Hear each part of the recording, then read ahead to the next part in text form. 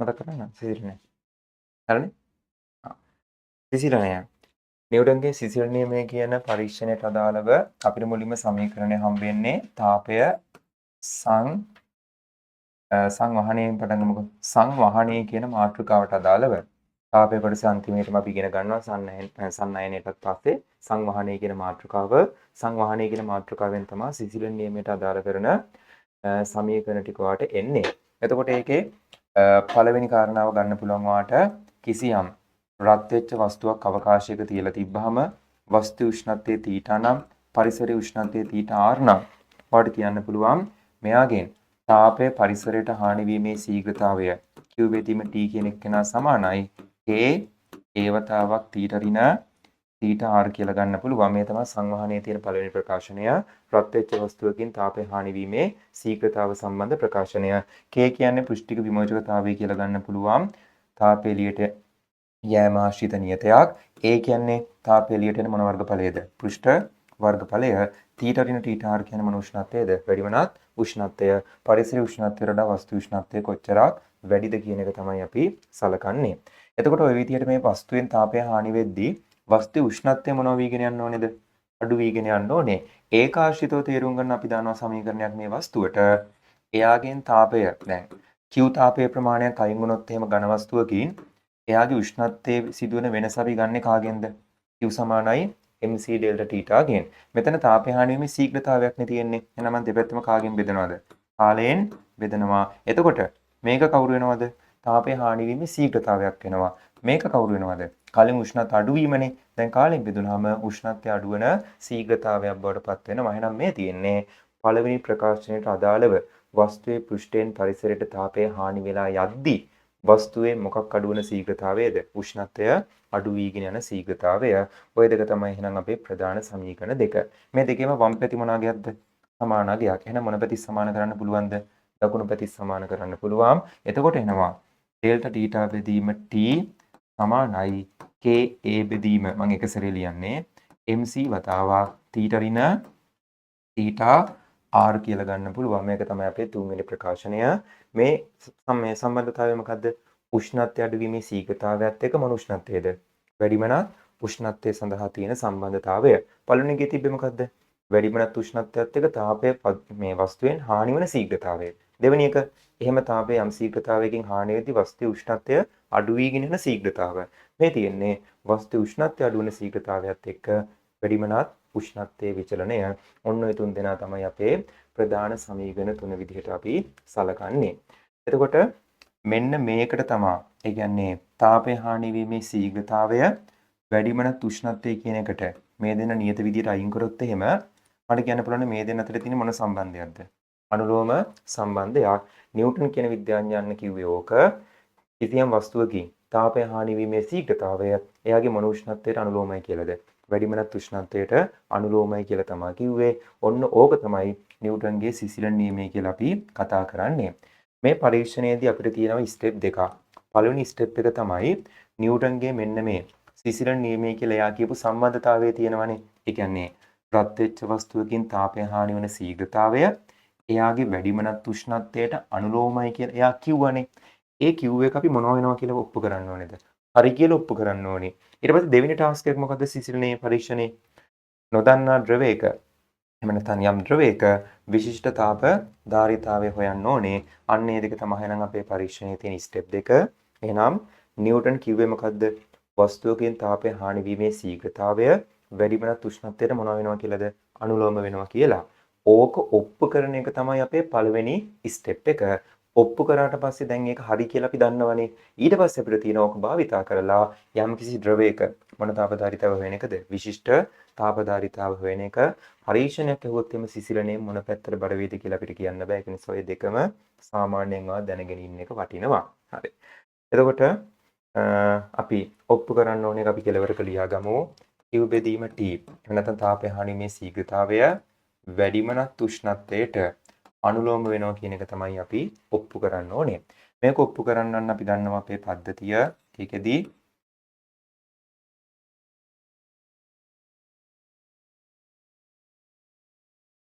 මොකද්ද භාවිතා කරන්නේ? ෆෑන් එකක් තමයි සාමාන්‍යයෙන් මේ වැඩේට භාවිතා කරන්නේ. මොකද සංවහනයේ ආකාර දෙකක් තියෙනවානේ. එකක් ස්වභාවික සංවහනය, අනිත් එක කෘත සංවහනය. ස්වභාවික සංවහනය වෙන්න දෙනවා කියන්නේ මේකෙන් නිකම්ම ඔයා දන්නවා ස්වභාවික සංවහනය වෙන්න ඕනේ කරන්නේ උඩු කුරුතටපොම් කියන සංකල්පය.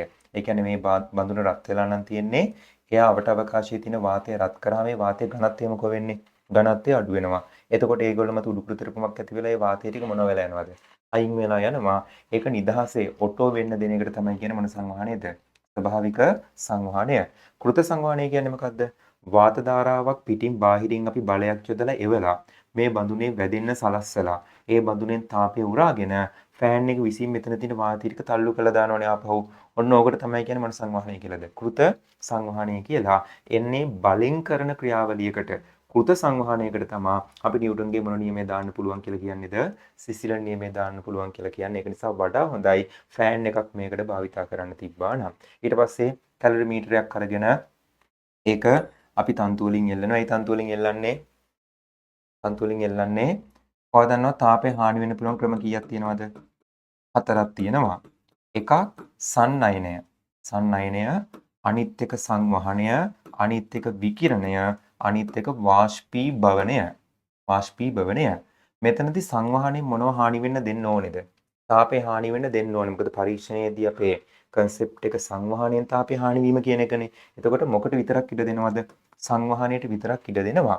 සංවහනයට ඉඩ දුන්නේ නැත්නම් මේකේ තියෙන ලක්ෂණයක් තියෙනවා. මොකද්ද?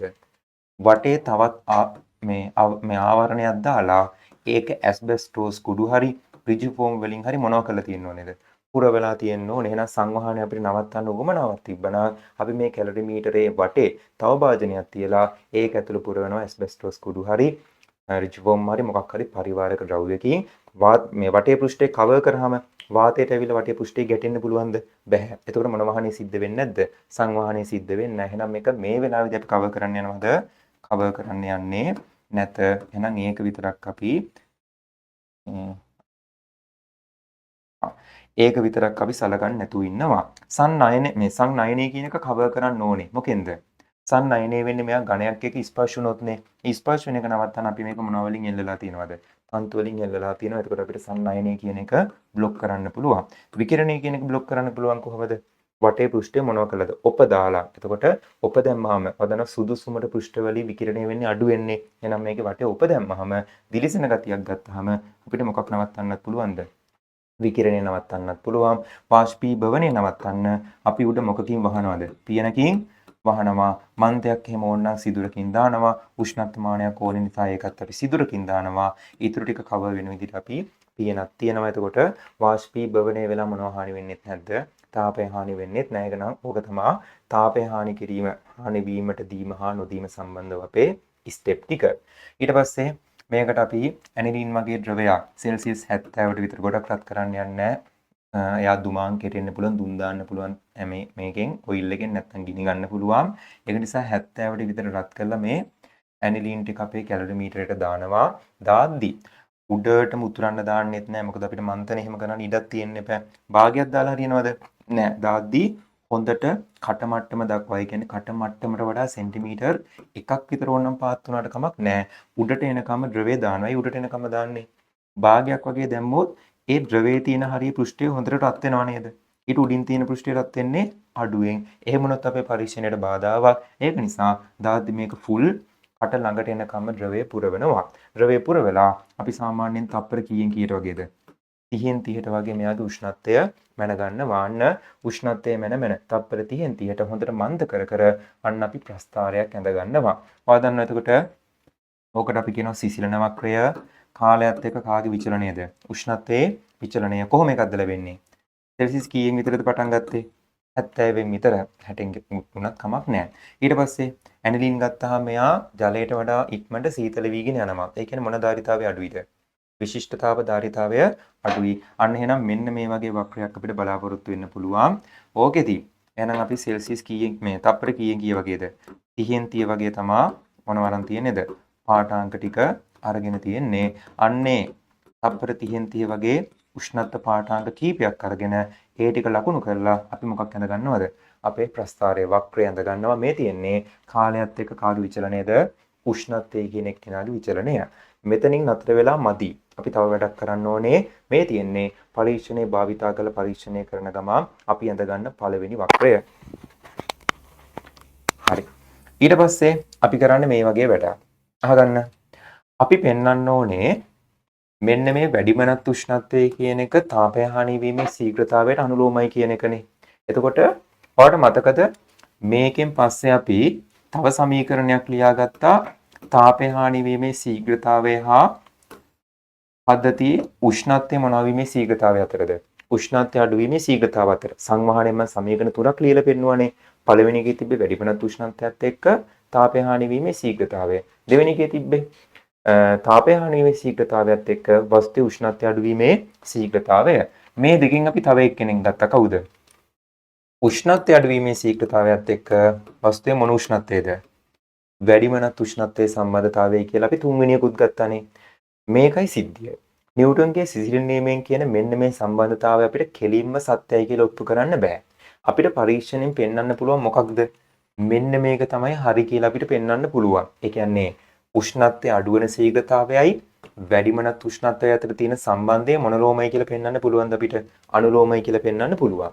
ඒක ව්‍යුත්පන්න උනේ නිව්ටන්ගේ මොන නියමයෙන්ද?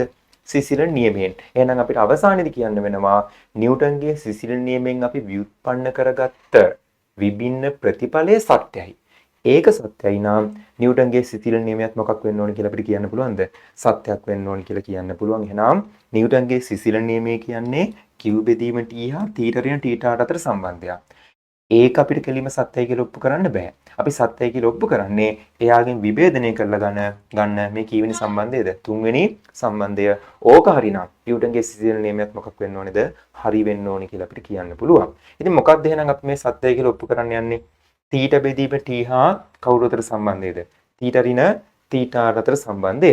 දැන් මේ ප්‍රස්තාරයෙන් වා ගන්න ඕනේ θ බෙදීම t හා θ ඍණ θ සඳහා පාඨාංග කීපයක් ගන්න ඕනේ. ඇයි ඒකේ ඒ දෙන්න අතර සම්බන්ධයෙන් අපිට ඔප්පු කරන්න තියෙන්නේ? කොහොමද මේ ප්‍රස්තාරයෙන් θ බෙදීම t ගන්නෙ? ඔයාලට තේරෙනවද මේකේ y අක්ෂය ඉන්නේ කවුද? θ. x අක්ෂය ඉන්නේ කවුද? t. එහෙනම් y කණ්ඩාංක x කණ්ඩාංක වලින් බෙදුනොත් එන්නේ කවුද? θ බෙදීම t. ඒ කියන්නේ මේ ප්‍රස්තාරයේ අනුක්‍රමණයෙන් කවුද කියවෙන්නේ? θ බෙදීම t කියන එක්කෙනා තමයි කියවෙන්නේ. ඊට පස්සේ වැඩිමනත් උෂ්ණත්වය ගන්නෙ කොහොමද? කිසියම් අවස්ථාවක මේ ද්‍රවයේ උෂ්ණත්වය අපිට මෙතනින් කියව ගන්න පුළුවන් නේද?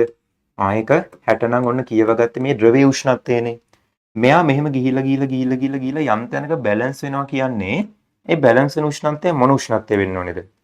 පරිසර උෂ්ණත්වය වෙනවනේ. මොකද ඕනෑම ද්‍රවයක් පැය ගාණක් අපි පරිසරයක ඉන්න දුන්නොත් එහෙම එයාගේ උෂ්ණත්වය අඩු වෙගෙන ගිහලා බැලන්ස් වෙන්නේ මොන උෂ්ණත්වයෙන්ද? පරිසර උෂ්ණත්වයෙන්. එහෙනම් මේ වක්‍රයේ අවසාන සංතෘප්ත වන කෙලවර මොන උෂ්ණත්වයට සමානයිද? පරිසර උෂ්ණත්වයට සමානයි. එහෙනම් යම් තැනක වැඩිමනත් උෂ්ණත්වය ගන්න කොහොමද? එතනට අදාළ උෂ්ණත්වයෙන් මොන උෂ්ණත්වය අඩු කරනවද? පරිසර උෂ්ණත්වය අඩු කරනවා. එහෙනම් අපිට කාව ගන්නත් පුළුවන්ද? θ ඍණ θ r කියන එක්කනව ගන්නත් පුළුවන්. එහෙනම් කාලයත් එක්ක උෂ්ණත්වයේ ප්‍රස්ථාරගත කරන මෙන්න මේ ප්‍රස්ථාරයෙන් අපිට අවශ්‍ය කරන දත්ත කීයම ගන්න පුළුවන්ද? දෙකම ගන්න පුළුවන්. මෙයාගේ යම් තැනක අනුක්‍රමණය කියන්නේ කවුද? y කණ්ඩාංග වෙනස බෙදීම x කණ්ඩාංග වෙනස. ඒ කියන්නේ කවුද? θ බෙදීම t. යම් තැනක උෂ්ණත්වයෙන් පරිසර උෂ්ණත්වය අඩු කරාම ලැබෙන්නේ මොන උෂ්ණත්වයේද? වැඩිමනත් උෂ්ණත්වය.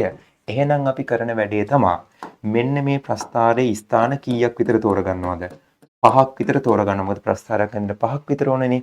5ක් විතර තෝරගෙන ඒ ස්ථාන පහේ අනුක්‍රමණ 5 හොයලා වැඩිමනත් උෂ්ණත්ව 5 හොයලා නැවත ඒගොල්ලෝ අතර මොකක් අඳිනවද?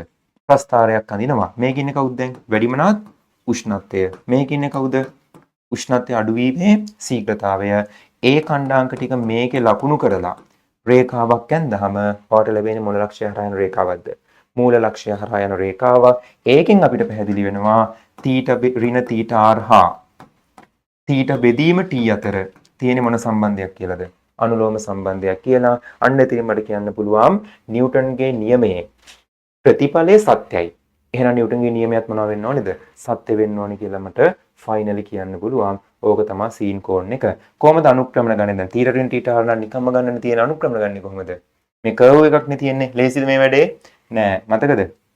අර දර්පණ කෑල්ලක් අරගෙන මෙතනට ලම්බකව තියලා මේ පැත්තෙන් එන රේඛාව මෙහෙම යන්නේ නැතුව අර ගාන්ට ස්මූත් විදිහට ප්‍රතිබිම්බයත් එක්ක යන විදිහට පේන්න මේ දර්පණේ කරකලා දර්පණේ තියෙන රේඛාව මාක් කරගෙන ඒකට ආපහු ස්පර්ශකයක් ඇඳලා අන්න ස්පර්ශකයේ අනුක්‍රමණය තමයි අපි ගන්නෙ. ඒක මතකද නේද නැද්ද? හරි ඒක අත්‍යවශ්‍ය නැහැ. මේ කර්ව් එක අනුක්‍රමණය ගන්න හැටි මතකද? එකටක් ගාලා බලමු ඕනනම්. කර්ව් එක අනුක්‍රමණය.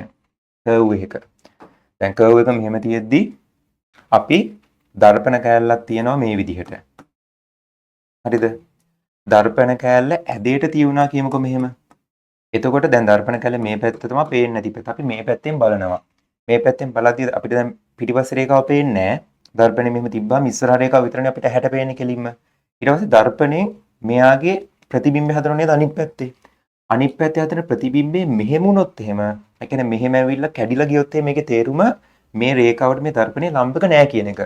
ගානට ලම්බකව තියෙද්දී මේ පැත්තෙන් එන රේඛාව ස්මූත් විදිහට මොන පැත්තට යනවා පේනවද? දර්පණය ඇතුළට යනවා අපිට පේනවා. එතකොට එහෙම ලම්බකව තියාගෙන දර්පණයේ දෙපැත්ත ලකුණු කරගෙන මේක අයින් කළා මොකක් ගහ ගන්නවද?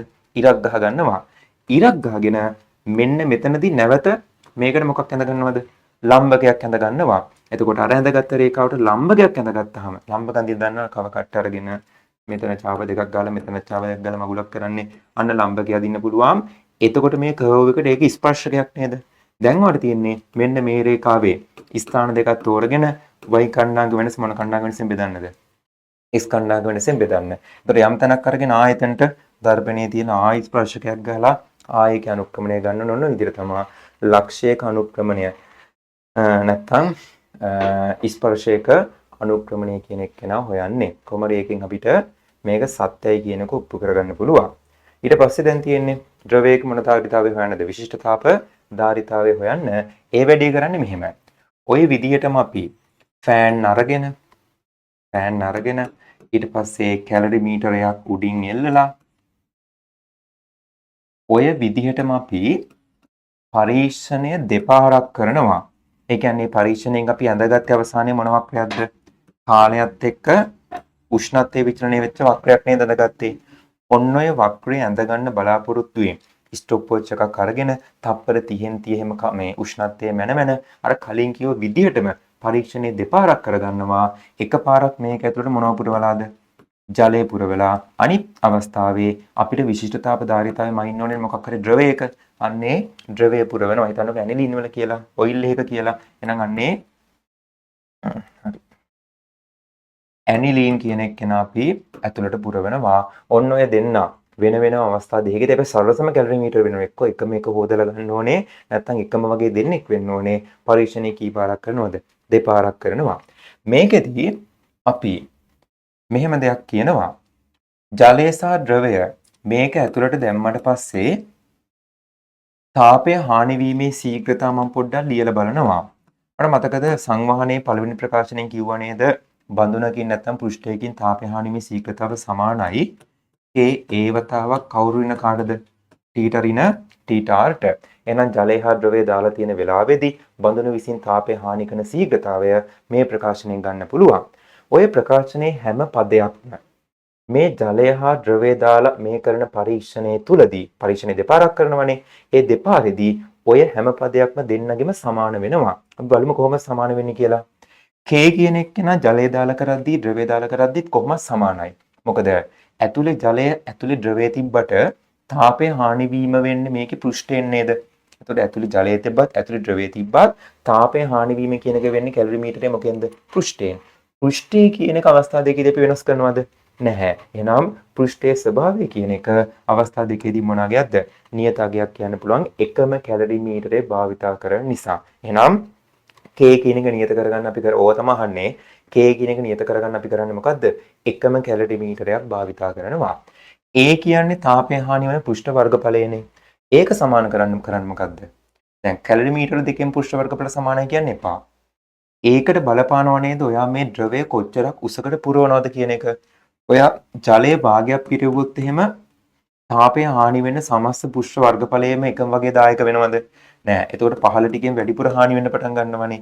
ජලය උඩටම පිරෙව්වොත් සමස්ත පෘෂ්ඨයෙම මොනවා හානි වෙනවද? තාපය හානි වෙනවා.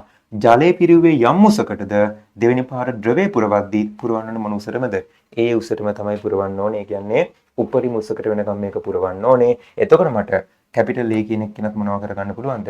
සමාන කරගැනීමේ හැකියාවක් තියෙනවා. එහෙනම් K සමාන උනේ එකම කැලරිමීටරය දෙන්නටම භාවිත කරන නිසා A සමාන උනේ එකම මට්ටමකට දෙන්නව අවස්ථා දෙකේදීම පුරවන හින්දා. ඊට පස්සේ තීටා කියන්නේ මොකද්ද? පද්ධතිය උෂ්ණත්වයනේ. ගයිස් මෙයාගේ උෂ්ණත්වය ඒ කියන්නේ ජලයේ සහ ඇනිලින් කියන දෙන්නගෙම කාලයත් එක්ක අපි උෂ්ණත්වයේ විචලනය වෙන්න දෙනවා. කාගේද ශීඝ්‍රයෙන් බහින්නේ නැත්තේ උෂ්ණත්වය? වීතාදා අඩු ඇනිලින් වල තමයි ඉක්මනට බහින්නේ. වීතාදා වැඩි ජලයට වැඩි වෙලාවක් යන උෂ්ණත්වය අඩු වෙන්න. නම් මේ උඩින් තියෙන කාගේ වක්‍රයද? ජලයේ වක්‍රය. වීතාදා කම්පයා කරන්න කිව්වොත් එහෙම හිමින් අඩු වෙච්ච කෙනාගේ තමයි මොන ධාරිතාවය වැඩිද? විශිෂ්ටතාව ධාරිතාවය වැඩි. මේ විදිහට අපි දෙන්නගෙම වක්‍ර දෙක ඇඳ ගන්නවා. ඇඳගෙන ඉවර වෙලා යම් උෂ්ණත්වයක සිට තවත් උෂ්ණත්වයක් දක්වා ඒ කියන්නේ මෙයා 60 ඉඳන් 50 වෙනකම් කියමුකෝ 60 ඉඳන් 50 වෙනකම් දෙන්නට සීතල වෙන්න ගත වෙච්ච කාලයන් දෙක තමයි අපි වෙන වෙනම ගන්නෙ. එතකොට ජලය ගත්තත් කී ඉඳන් කීය දක්වා සිසිල් වීමද සලකන්නේ 60 ඉඳන් 50 දක්වා. ඇනිලින් ගත්තත් කී ඉඳන් කීය දක්වාද 60 ඉඳන් 50 දක්වා.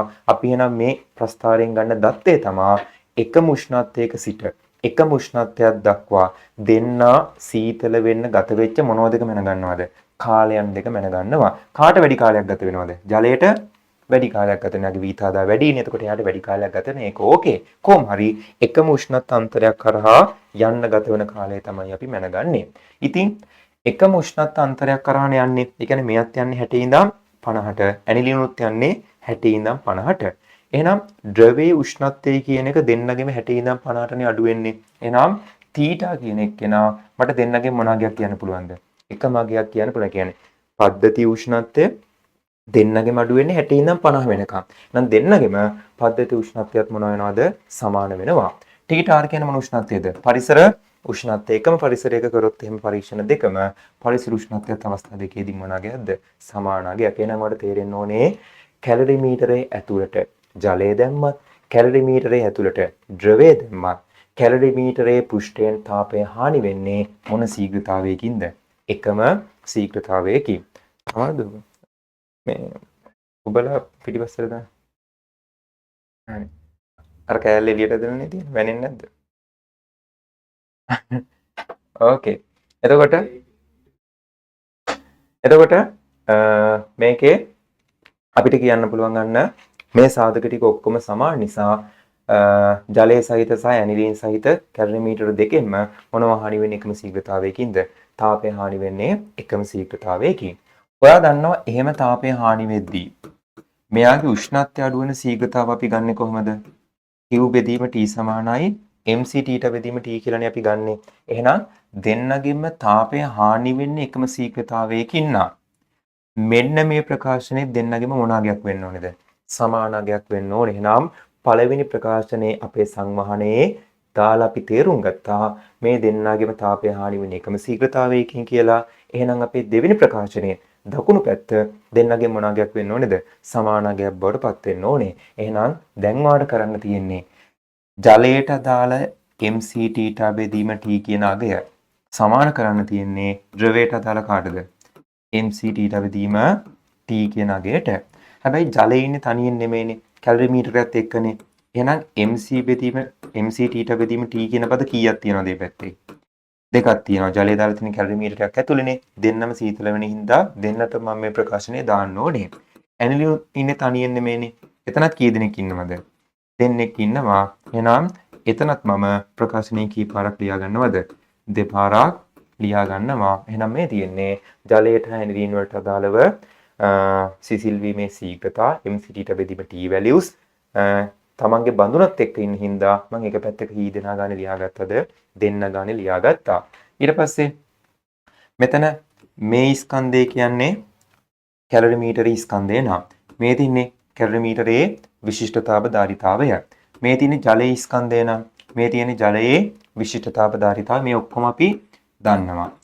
මේ තියෙන්නේ කැලරිමීටරී ස්කන්ධය නම් මේ තියෙන්නේ කැලරිමීටරයේ විශිෂ්ටතාව ධාරිතාවය. මේ තියෙන ද්‍රවයේ ස්කන්ධය. මේ තියෙන ද්‍රවයේ මොන ධාරිතාවයේද? විශිෂ්ටතාව ධාරිතාවය. ඒක හොයන එක තමයි අපේ අරමුණ. ඒක අපි දන්නේ නැහැ.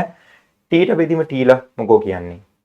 එකම උෂ්ණත්වයකින් නම් එකම උෂ්ණත්වයකට නේද ද්‍රව දෙකම සීතල උනේ.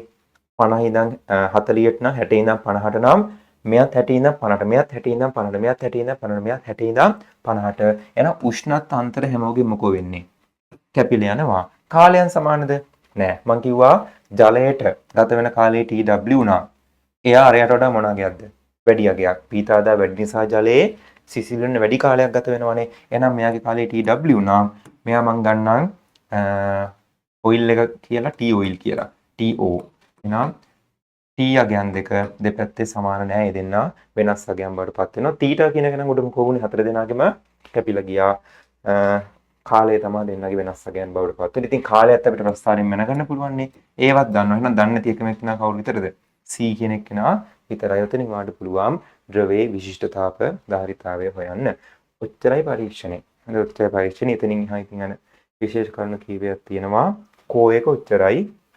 ඔය ටික තේරුම් ගන්න පුළුවන් නම් පරීක්ෂණයේ තේරුම් ගන්න එකේ ගින්නක් නැහැ. අපි බලමු.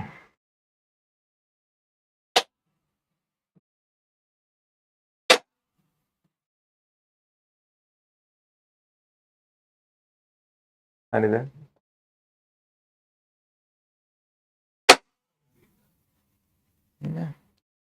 එලින්ද තියාගන්න ඕනේ.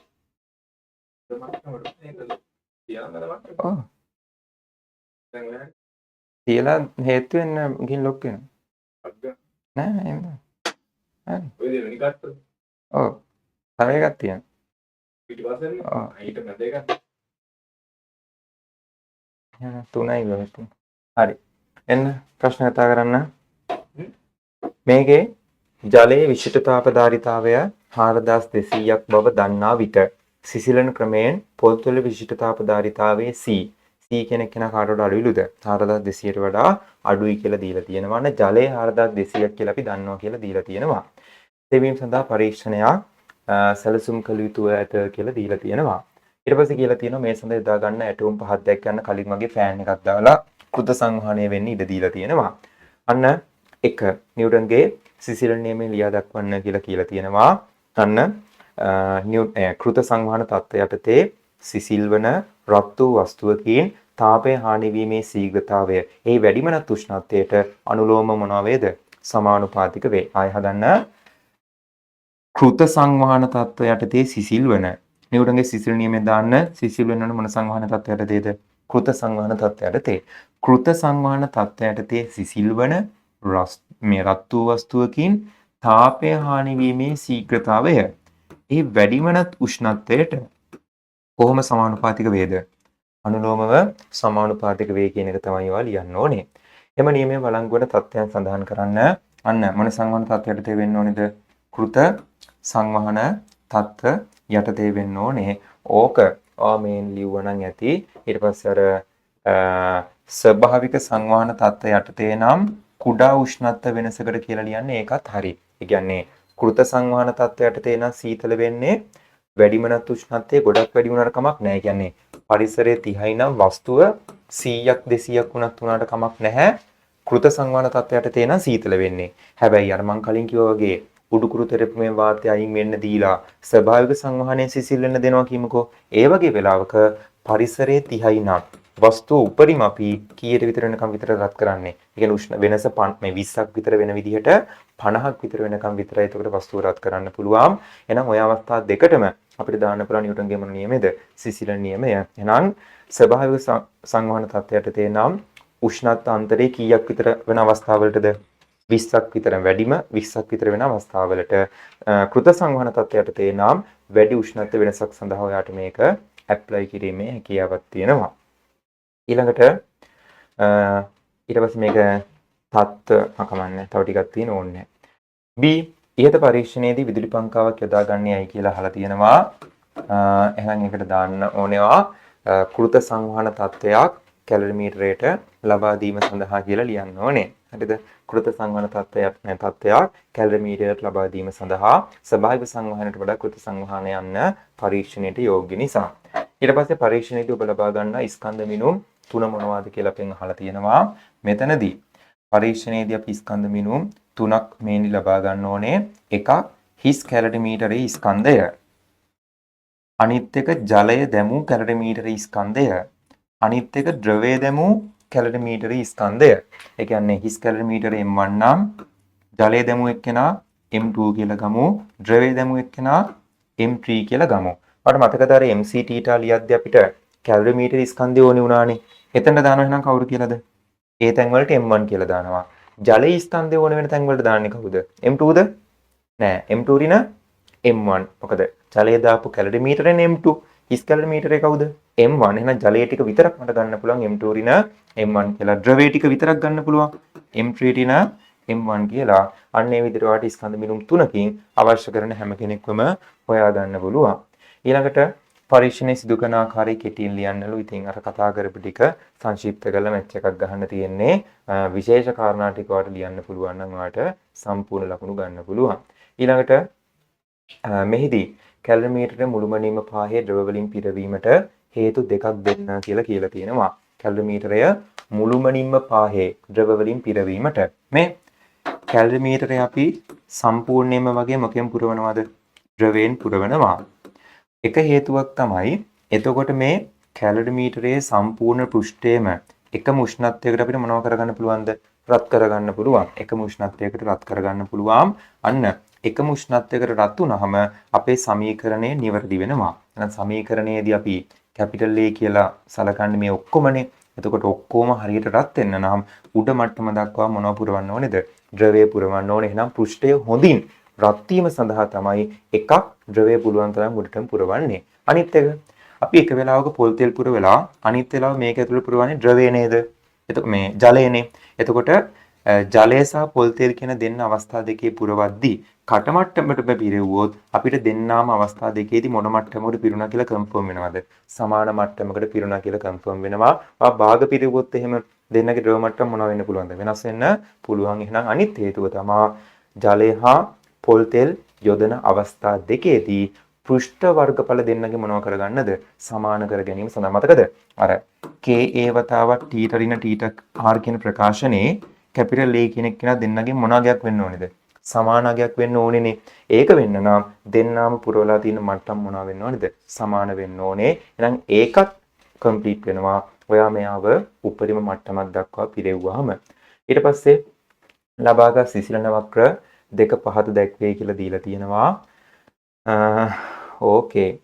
මේ මට කියන කවුද උඩින් යන්නේ? අපිට ගානේ දීලා තිබ්බා ජලය 4200යිලු. පොල් තෙල් වල එක්කෙනා ඊට වඩා මොනවාගයක් කියලා දීලා තිබ්බේ? අඩු වගයක් කියලා. එහෙනම් හිමීට සීතල වෙන්නේ කවුරු වෙන්න ඕනේද?